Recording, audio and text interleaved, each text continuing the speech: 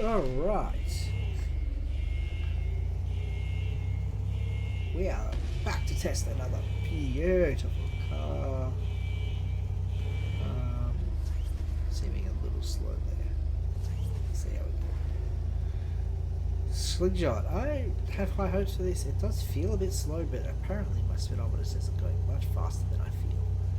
Oh, it is having a bit of that good old reverb self-correcting. But it's got some good speed to it. This is not a bad car at all. Let's see if we can not hit these bumps. Beautiful. Like, yeah, it doesn't feel like it's going fast. It doesn't sound like it's going fast, but the speedometer says I'm going at decent speed. Not as fast as reverb, but definitely, you know, battle spec levels of speed. Close to, at least.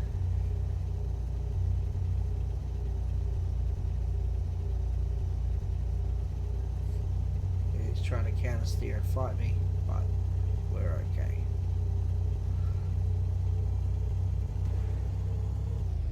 Now I do want a bit of speed here because we are going to try and beat those little bumps there, which we have.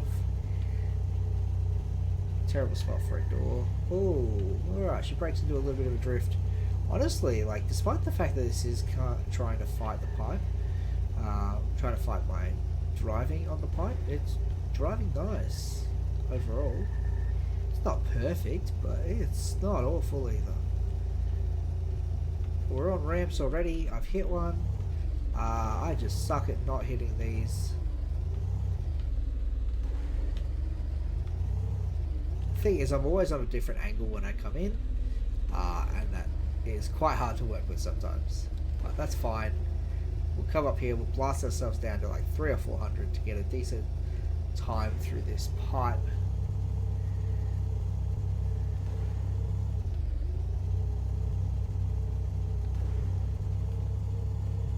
Don't need too much speed, but we don't need too much nitrox for the end because this car has a bit of speed to it as well.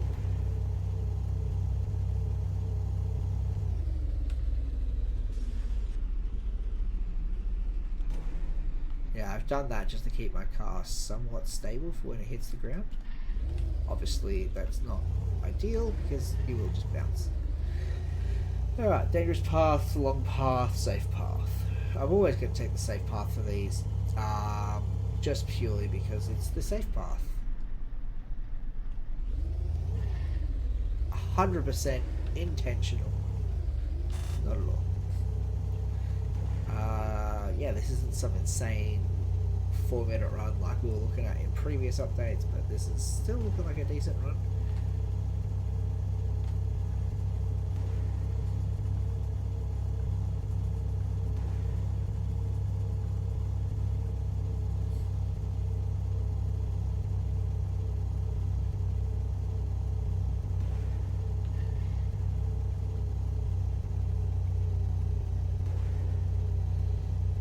It's really struggling on this loop.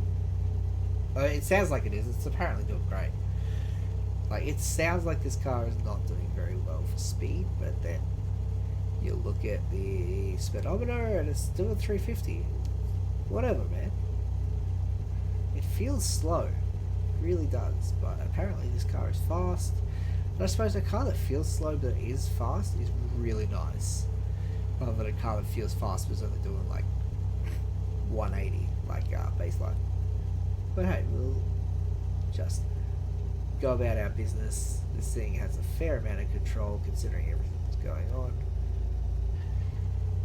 Oh, that was just nice. This is a beautiful car so far.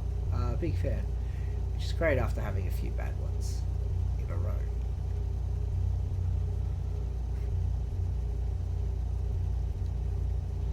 Now the question is 250 nitrox enough to make the rest of the track? Also, I left the accelerator equipped. I hope it's not Cyber Grid.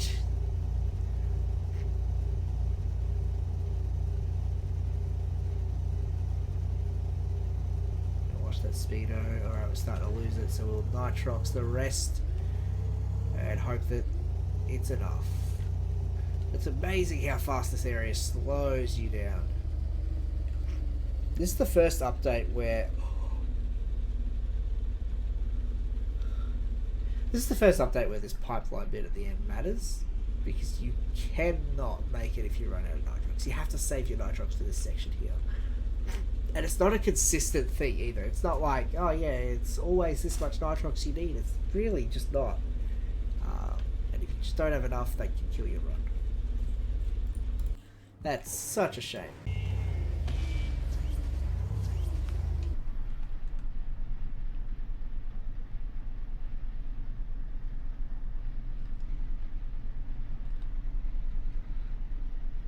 I do not like being thrown. But we're okay.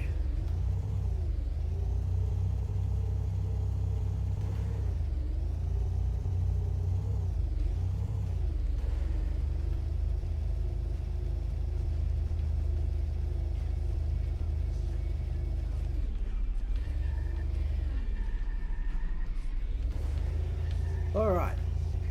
Now, I personally think that Slingshot should be a grip car, not a drift car, because Kurt is, you know, a Grand Prix racer. He's not a drift racer. And this was his, you know, his car of redemption. So this should not be a drifty vehicle. It should just be a grip vehicle. You know, how many F1 racers are really good at drifting their F1 cars? Like, this is meant to be faster than Grand Prix. I don't know, man. Whoa! Unfortunately, being Teku, it is designed as a bit of a drift car, so we will be drifting it. Because that's how it wants to take corners.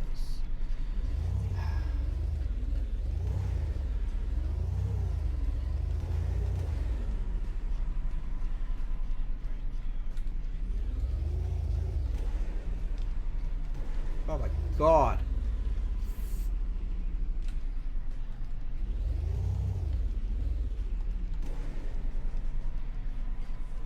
We're alive. Woo!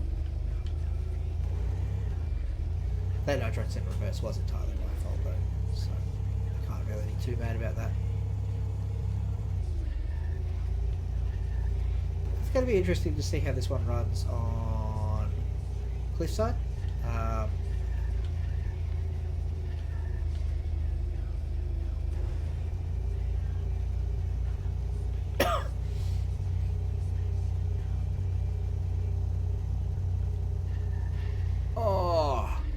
Yeah, alright, we're just going to call that one there. It's not ideal for drifting on that track. We're going to go back to getting rid of the accelerator. I just keep forgetting to deselect it from a previous video. Alright, we've got a late start. It's fine. Won't even accelerate. Woo! Style points.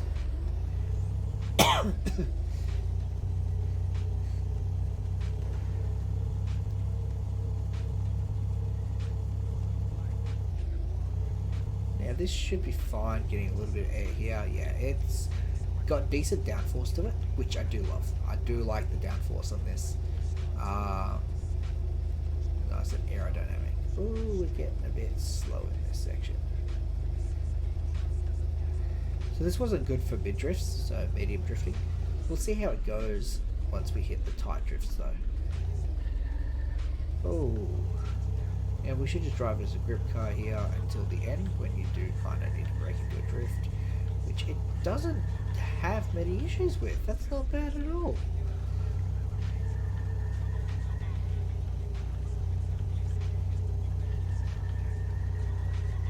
Hey.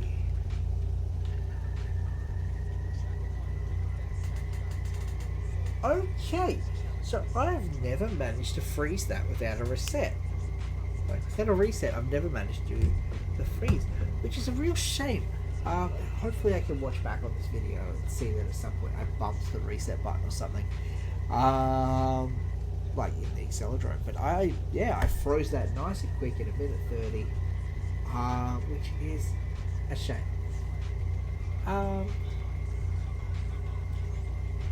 Let's let's break it down. This thing drifts nice, actually. It drifts really well. It can also be driven as a grip car really nicely. It has a good speed, has good handling. It's really hard to find a fault in this car. This is one of the best cars I've driven. It might just look a lot better considering it's just being up against, like, it's being compared to a lot of shit. Yeah, it's fine. This car is really good. I don't know if it's the best car I've reviewed, but at the end of all these Tekken cars, I will do an overall tier list of the Tekken cars and go from there.